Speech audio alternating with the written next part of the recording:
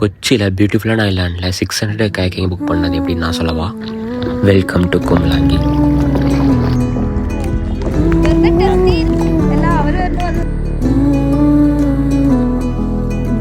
நாங்கள் சன்செட் டைமில் காய்க்கிங் போகலான்னு சொல்லிட்டு பிளான் பண்ணியிருந்தாங்க.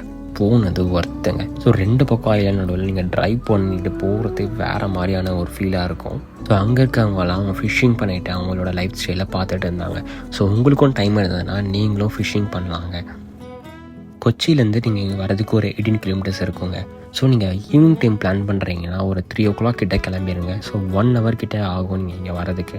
ஸோ நாங்கள் இருக்க ஆம்பியன்ஸ் அப்படியே ஃபுல்லாக பார்த்துட்டு என்ஜாய் பண்ணிவிட்டு நாங்கள் kayaking பண்ண கிளம்பிட்டோம். நாங்கள் ஈவினிங் ஸ்லாட் புக் பண்ணியிருந்தனால இங்கே 4:30 to 5 o'clock ஸ்டார்ட் பண்ணுறதா சொல்லியிருந்தாங்க. ஆனால் இங்கே மழை வந்தனால நாங்கள் ஒரு 5 o'clock கிட்ட தான் ஸ்டார்ட்டே பண்ணோம். பட் சன்செட் டைமில் பண்ணும்போது வேறு மாதிரி இருந்ததுங்க. இங்கே kayaking பண்ணுற இடத்துல இங்கே இருக்க பீப்புள் வந்து பார்த்திங்கன்னா ரொம்ப ஃப்ரெண்ட்லியாக இருக்காங்கங்க. ஸோ நீங்கள் எங்கே போகணுன்னு நினைக்கிறீங்களோ அந்த இடத்துக்கு அவங்க கூட்டிகிட்டு போகிறாங்க. ஸோ நாங்கள் போகும்போது வந்து பார்த்திங்கன்னா ஒரு குரூப்பாக தான் போனோம். கூட ஒரு கைடும் வருவாங்க. நாங்கள் 1 hour kayaking பண்ணி அட்லாஸ்ட் நாங்கள் மேங்க்ரோவ் ஃபாரஸ்ட் கிட்ட வந்துட்டோம்.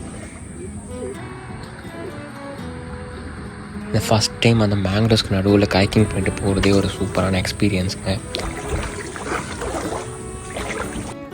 அப்படியே அங்கேருந்து நாங்கள் சைனீஸ் ஃபிஷ்ஷிங் நெட் கிட்டே போயிட்டோம்.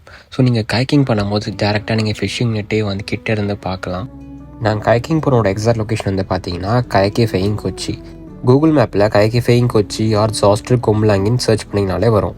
நெக்ஸ்ட் வீடியோவில் நாங்கள் எப்படி வாட்டர் மெட்டலில் போகணுன்னு சொல்கிறேன். Until then, bye.